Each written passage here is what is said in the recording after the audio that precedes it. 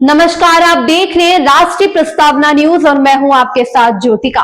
आइए रुक करते हैं खबर की ओर। गट हेल्थ को बनाए रखना आधुनिक जीवन की एक बड़ी समस्या है। कौशाम्बी जनपद के प्रसिद्ध Ayurvedic doctor BM. Tripathi MD. Ayurveda ने एक प्रश्नकर्ता को इस विषय पर विस्तृत जानकारी दी, जो राष्ट्रीय प्रस्तावना के दर्शकों के लाभार्थ प्रस्तुत है। हर कोई मोस्टली मतलब ज़्यादातर अगर आप 10 में से 8 लोगों को फैटी लीवर होता है और इसके बेसिक जो कुछ इंडिकेटर हैं SGOT SGPT बढ़े ही रहते हैं खान पान की वजह से, लाइफस्टाइल की वजह से। तो एक आम आदमी को बिना कोई एलोपैथी आयुर्वेदी किए हुए एक डेली लाइफस्टाइल में जो घर में खान पान मौजूद है उसको यूज़ करते हुए कैसे इसको कम किया जाए बेहद ही आसान तरीके से, और इसको कैसे इंडिकेटर कम किए जाए, बस मुझे ये जानना था कि देखिए, ये जो समस्या है निश्चित रूप से लाइफ स्टाइल से रिलेटेड है, लेकिन मैं आपको बताना चाहूँगा कि जो 3-4 मुख्य चीज़ें हैं जो हमको ध्यान रखना पड़ता है।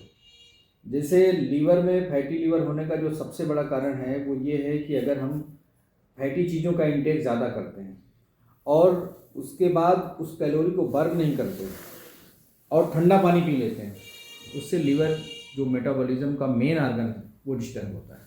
आयुर्वेद में 3 चीज़ें बताई गई हैं: अध्यसन, विस्मासन और समसन।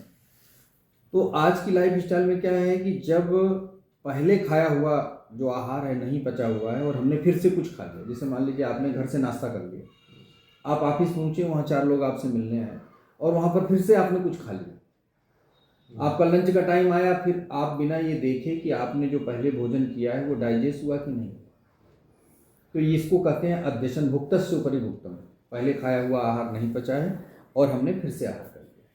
दूसरी चीज़ है विस्मासन। विस्मासन क्या है? बहुस्तोकम अकाले व विज्ञेयम विस्मासनम, यानी समय से भोजन न करना या अकाल समय में भोजन करना। भूख लगी है आपको दोपहर के 1 बजे और आप भोजन कर रहे हैं 4 बजे, तो समय पर भोजन क्या, जब आपको भूख लगे वही आपका सही समय है। भोजन पच जाने का क्या लक्षण है?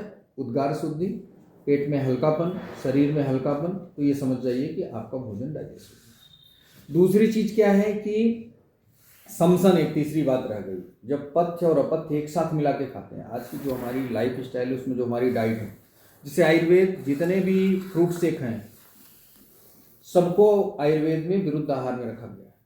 जैसे मीठे के साथ आप खट्टा नहीं खा सकते, दूध के साथ खट्टी चीज़ें नहीं खा सकते, नमकीन चीज़ें नहीं खा सकते, गर्म के साथ ठंडी चीज़ें नहीं खा सकते। तो 18 तरह का उन्होंने विरुद्ध आहार बताया है, उसमें आता है। अब जो मेन आपकी समस्या है कि SGOT SGPT जो भी लीवर के मार्कर हैं वो जो एंजाइम से कैसे बढ़ जाते हैं, तो जब भी आप कोई तैलीय चीज़ लें, फैटी कोई भी डाइट ले रहे हैं आप, उसके बाद जो उसका अनुपान है, अनुपान मतलब कोई भी चीज़ लेने के साथ या उसके बाद कोई चीज़ अगर हम लेते हैं उसको अनुपान करते हैं, मतलब अनुपश्चात पियते ही अनुपान हम करते हैं। तो आयुर्वेद में ये बताया गया है कि अगर आप घी वाली चीज़ लें तो उसके बाद क्या लेना है, तेल वाली चीज़ खाएंगे तो उसके बाद क्या लेना है। तो उन्होंने लिखा कि अगर आपने घी वाली चीज़ों का सेवन किया है तो उसके बाद आपको उष्णोदक का सेवन करना चाहिए।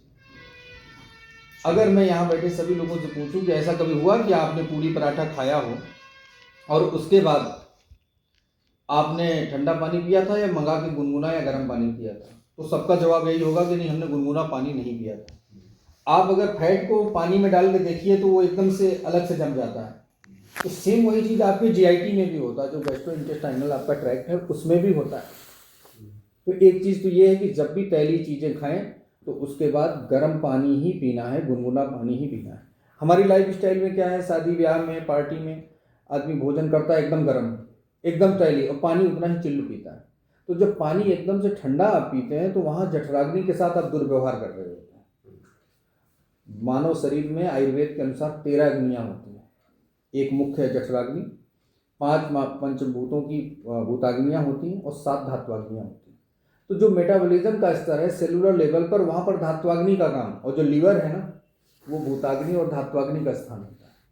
तो आप जब भी इस तरह की चीज़ लेते हैं, आयुर्वेद में इतना बढ़िया से वर्णन किया गया है कि किस मौसम में कौन सा तैलीय पदार्थ लेना है और कौन से तैलीय पदार्थ के बाद क्या उसके अनुपान में लेना है। जैसे वो कहते हैं सर्पी ही शरद पात अर्जुन, शरद ऋतु में घी का सेवन करना चाहिए। जब बारिश के बाद लोगों को पित्त की समस्या होने लगती है, हाइपर एसिडिटी और इस तरह की समस्या होती है, हम लोगों के पास पेशेंट आते हैं तो पहला चीज़ तो हम उसका तेल बंद करवा देते हैं, क्योंकि तेल जो होता है वात और कफ का शमन करता है लेकिन पित्त को बढ़ा देता है। तो उसका जो वैसे भी बताया है कि वातज रोगों की चिकित्सा में तेल, पित्तज रोगों की चिकित्सा में घी और कफज रोगों की चिकित्सा में शहद, ये आयुर्वेद में बताया है। तो शरद ऋतु में हम बताया कि ये लेना है। वसा मज्जा च माधवे, जो नॉन वेजिटेरियन है अगर वसा और मज्जा का सेवन करते हैं तो वो वसंत ऋतु में, और तेल का सेवन जो है बरसात या प्रावृत ऋतु में, ऐसा बताया उन्होंने। और उन्होंने कहा कि किसके बाद क्या लेना है, तो जैसा मैंने कहा कि अगर आपने घी का सेवन किया है तो वहाँ पर उष्ण जल का सेवन करिए। तेल का सेवन किया, अगर आपने पकौड़ी खाई है, मुंगौरा खाया है, तो वहाँ पर मूंग की दाल का पानी बताया है।